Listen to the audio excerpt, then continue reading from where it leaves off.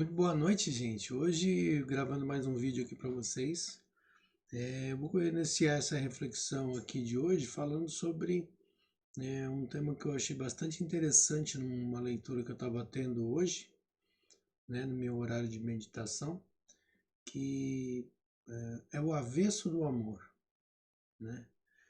E aí não haveria maneira de encontrar um tema mais propício por conta de que eu poderia simplesmente simplificar isso colocando o ódio, que isso é o mais razoável, né? É o mais imediato. Quando você pergunta para uma pessoa qual que é o inverso do amor, a pessoa imediatamente, né, já está condicionada a responder que é o ódio, né? Ou, enfim, algo parecido com isso. E eu tirei então alguns minutos do dia de hoje para refletir sobre essa leitura. E eu achei uma leitura bastante pertinente para poder gravar um vídeo, né?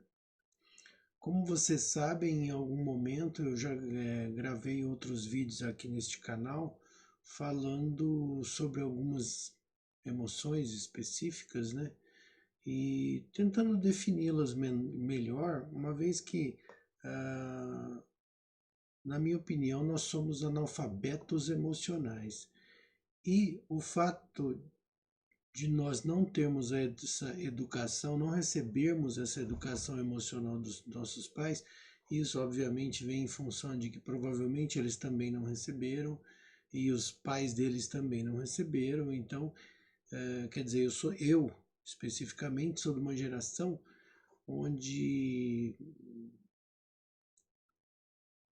é uma geração onde havia um pouco mais de dificuldade, eu acredito, econômica no entorno de onde vivia. Por exemplo, na década de 80, não existiam muitos dos recursos que tem hoje em dia, né? Eu sou na década de 70 ainda, então eu fico notando que hoje em dia nós temos uma série de outras facilidades, né? Que na década de 80 ainda nem se sonhava, né? No geral, pelo menos na cidade do interior onde eu cresci, a gente notava que as dificuldades eram muito maiores, não existiam tantos acessórios, vamos dizer assim, né, que facilitam a vida. A vida era mais simples, né, muito mais simples. Mesmo as casas mais sofisticadas, elas não dispunham de tecnologia como nós temos hoje, elas não dispunham desses acessórios práticos da vida. Por exemplo, não era qualquer casa que tinha um sistema de aquecimento, não era qualquer casa que tinha, obviamente ninguém tinha internet. Naquela época também é, até mesmo o acabamento dos carros não dispunham de tanta tecnologia. Enfim, né? A vida era de alguma maneira satisfatória, mas ela não tinha tantos recursos que, de certa maneira, servem para nos dar prazer hoje em dia, né? E atenuar um pouco essa angústia que a gente tem. Só que, por outro lado, também acredito que a vida virtual, né?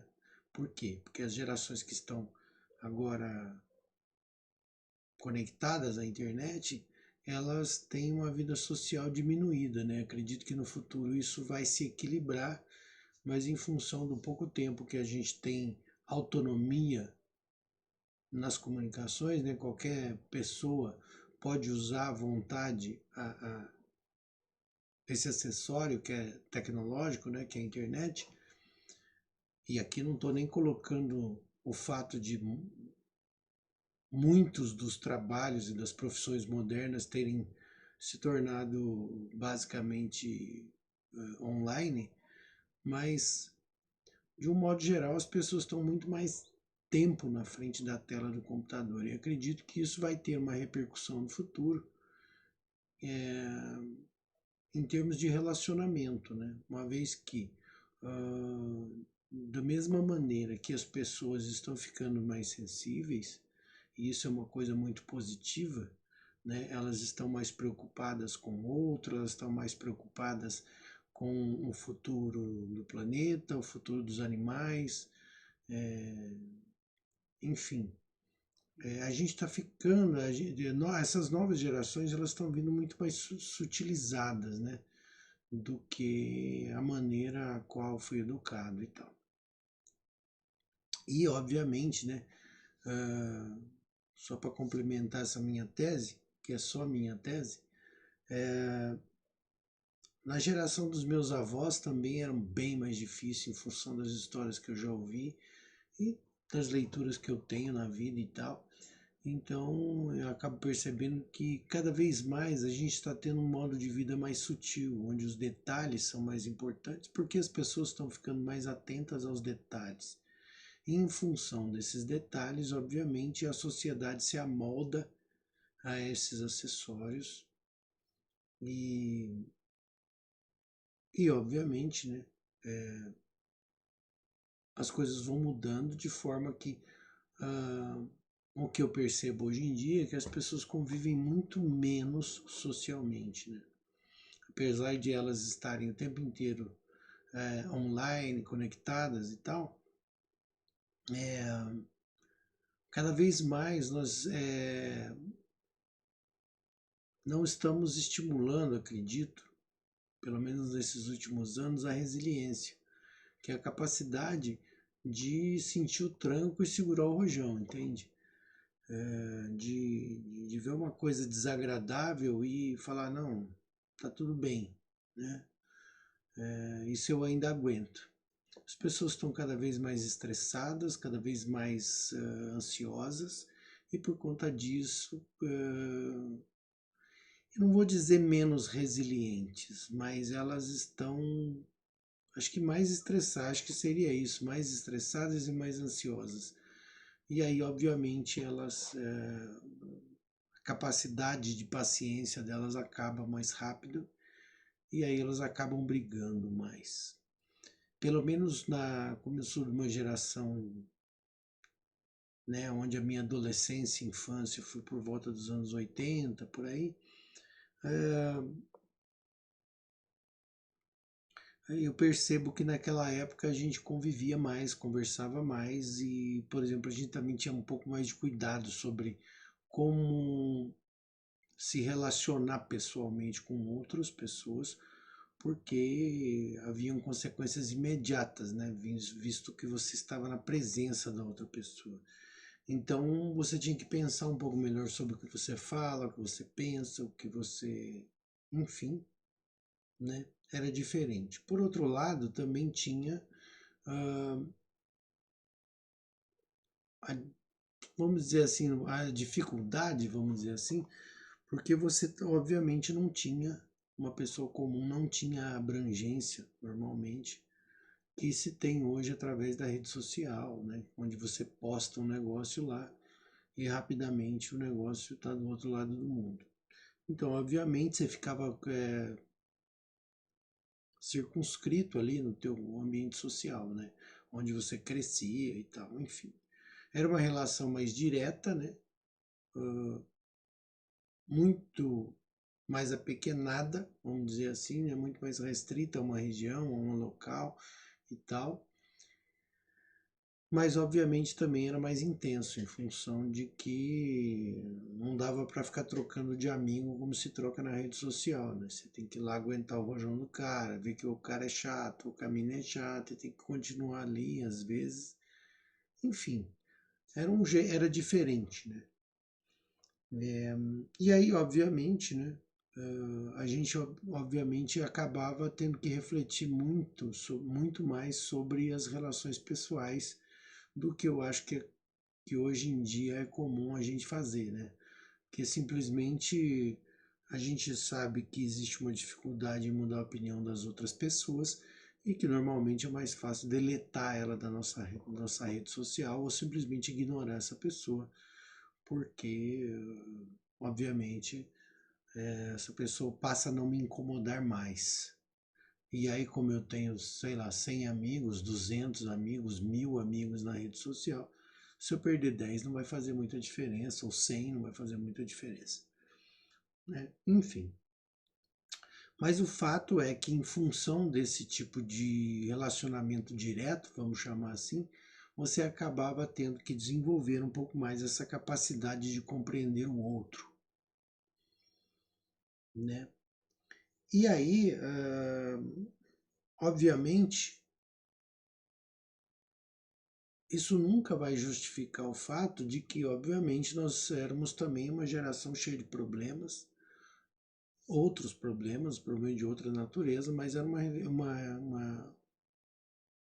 uma geração que tinha problemas de toda sorte, assim como essa geração de agora tem problemas de toda sorte, só que em outro espectro, de outra maneira, né? O fato é que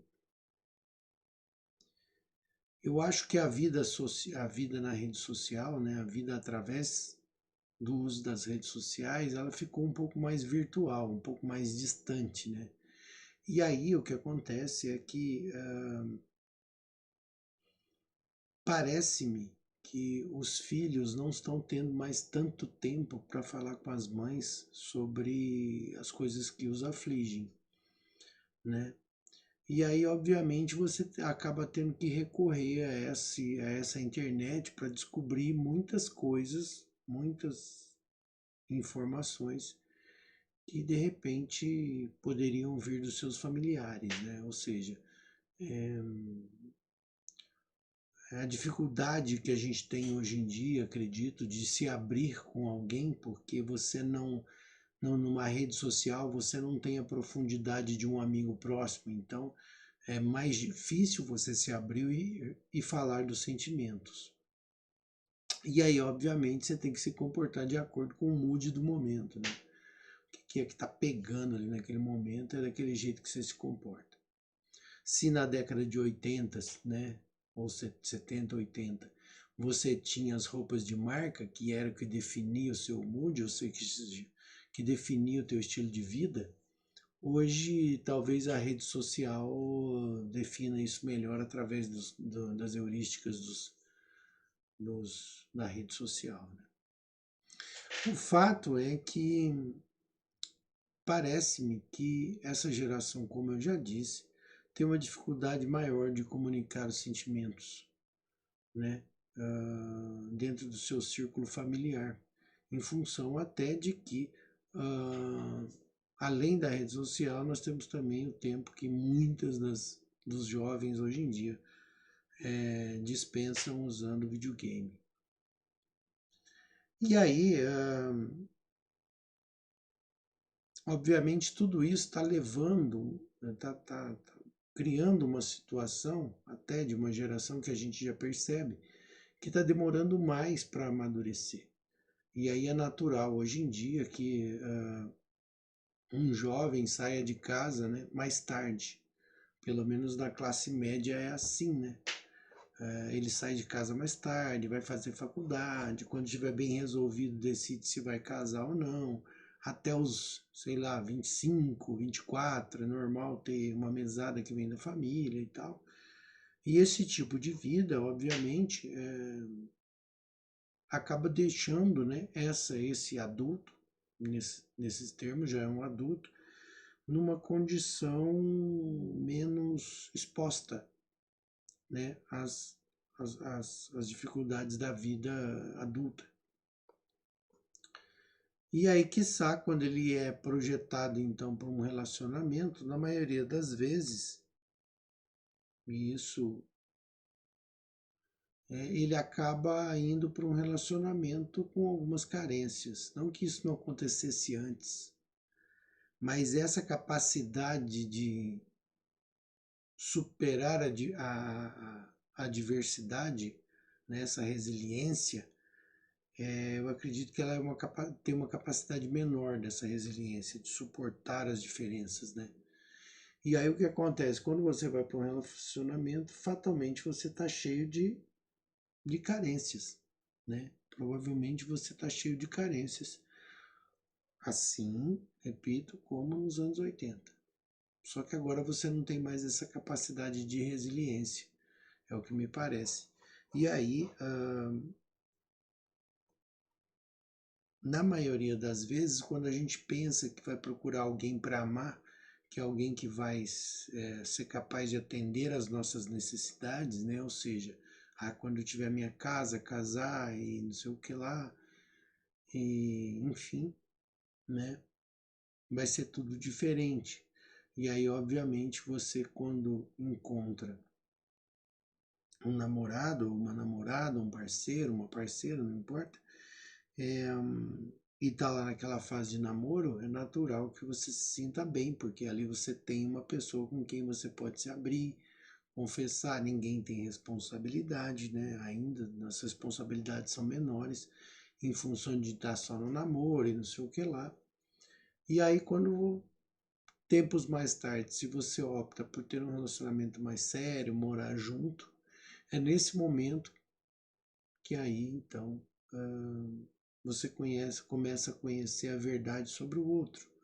Ou seja, você começa a dividir as dificuldades da vida, negócio de pagar boleto, enfim, todas essas coisas, e aí, obviamente, você começa a ter um contato mais direto com a vida adulta, e isso fatalmente vai gerar dissabores na tua vida, né? Vão gerar muitas frustrações, muitas dificuldades, que são as dificuldades que todo mundo enfrenta. Só que o que me parece é que essa falta de resiliência, essa falta de capacidade de aturar o outro, né, acaba gerando um problema grave de vários tipos de constrangimento, né, onde parece que a vida é uma coisa completamente cheia de tristeza, uma coisa que não tem sentido, porque fatalmente a gente provavelmente está buscando a felicidade no outro, quando de fato a gente deveria, se bem educados emocionalmente, buscar a felicidade em nós mesmos, né? Então, quando a gente diz que busca alguém para amar, é importante a gente dizer que está buscando alguém para amar porque a gente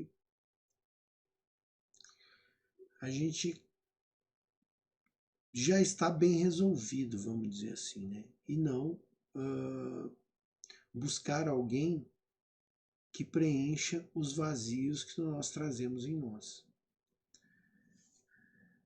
Então, isso é uma reflexão para a gente começar do pressuposto que antes de começar a procurar alguém para se relacionar, a gente deveria, obviamente, procurar saber quem nós somos, né? O que nos falta, o que nos sobra, o que eu tenho para doar e o que eu preciso preencher em mim. Porque uma vez que você compreende quem você é, você se liberta. Você vai ficando cada vez mais livre. É o mesmo caso, por exemplo, quando você sente raiva de uma pessoa, ou você se sente frustrado com uma pessoa, ou você se sente traído por uma pessoa. Tudo isso vão gerar lacunas dentro de você. Porque, na maioria das vezes, o nosso orgulho e o nosso medo é que nos cala, né, ou nos faz falar. Né? Então, por exemplo, às vezes você foi muito magoado por uma pessoa, ou você por orgulho vai lá e xinga essa pessoa, briga com essa pessoa e tal, ou por orgulho você finge que não é com você e fica quieto. Tem o lance do medo também, né? Do medo da exposição. Tipo, sei lá, vou citar um exemplo ridículo. Uma mulher não gosta mais de um cara e a mulher resolve ir embora. E aí ela arruma um outro namorado. Coisas assim, um outro relacionamento, e o cara se acha traído pela mulher. Oh, minha mulher me traiu porque ela arrumou outra pessoa. Oh, como eu sou. E isso, na verdade, é uma lacuna, né? É, é, gera uma lacuna em nós. E aí, o único jeito de a gente evitar que essa lacuna aconteça é através de um sentimento de posse. Ou seja, a gente acha que tem que ser dono do outro. E, obviamente, nessa imposição dessa vontade, né, de posse, fatalmente vai acontecer violências, né? De todo tipo. Lógico que existem as violências físicas, essas que você pensa imediatamente, mas tem também as violências de relacionamento, as violências morais e outro tipo tanto de violência que existem, né? Embutidas nesse processo de separação. E que não, obviamente não deveriam acontecer, mas infelizmente acontecem, né? Então, o ponto primeiro desse entendimento a respeito do relacionamento seria a gente começar a pensar em como que a gente poderia chegar mais pronto para um relacionamento, uma vez que a gente se educasse emocionalmente, começasse e aí eu vou voltar a bater sempre na mesma tecla, né? O quanto você se pergunta o que é quem você é, o que você quer para sua vida, o que te faz falta, que tipo de pessoa você é, o quanto você se pergunta isso todos os dias. Porque, por exemplo, agora que eu estou chegando aí na metanoia, né, perto dos 50 anos, eu fico me perguntando o que eu gosto, o que eu quero, o que me falta, o que me sobra. E aí, obviamente, quando você fica se perguntando isso durante muito tempo, e eu devo fazer isso acho que há uns 15 anos, 20 anos por aí, todo dia acabo descobrindo que tem uma nova coisa para perguntar. E aí, obviamente, isso vai te ajudar a compreender quem você é e vai te ajudar a fazer com que você goste mais de você, da sua presença. E a partir do momento que você começa a gostar de ficar com você mesmo, a sua vida vai melhorando. A sua vida vai se equilibrando, porque você começa a perceber o que é realmente importante para você, o que realmente faz diferença na sua vida. O problema é que, voltando aqui na tese do vídeo, a gente é jogado na vida e tem que aprender isso tudo sozinho, porque na maioria das vezes a gente passou essa primeira fase da nossa vida, né, da nossa infância e juventude, sem nos questionarmos a respeito disso, porque a gente vive numa bolha de conforto gerada pelos nossos pais, pelos nossos tutores, na maioria das vezes, e aí a gente fica, obviamente, protegido dentro de uma bolha, de um aquário. E aí, fatalmente, nós vamos enfrentar mais dificuldade ainda quando nós tivermos que nos relacionarmos com qualquer outra pessoa que não seja do nosso núcleo familiar, né? Das pessoas que a gente ama. E aí, obviamente, os desafios serão maiores. Então, essa reflexão, apesar de ter muitas pontas, vamos dizer assim, que podem ser abertas, né, que podem ser investigadas em vários sentidos, eu acho que ela serve também como um primeiro ponto de partida para a gente se perguntar, né? Eu tenho fome de quê? Eu tenho sede de quê? O que é que eu quero para a minha vida? O que é que me faz feliz? Onde é que eu encontro o meu porto seguro? O que eu preciso? E aí, nesse viés, se você, antes de entrar num relacionamento, começasse a procurar uma pessoa que atendesse essas suas necessidades, né, eu acho que talvez os relacionamentos seriam menos traumáticos, ao invés de criarmos relacionamentos que são verdadeiras batalhas diárias todos os dias, né? Enfim, nós vamos aprendendo a viver na medida que vivemos, mas o quão bom seria que nós pudéssemos ser educados emocionalmente desde muito cedo. E talvez esse vídeo seja um vídeo também para que a gente comece a espalhar essa ideia de reflexão sobre as emoções, né? Porque tem uma coisa muito interessante que a gente sempre estuda, que as emoções elas são incontroláveis, mas os sentimentos eles são só observáveis.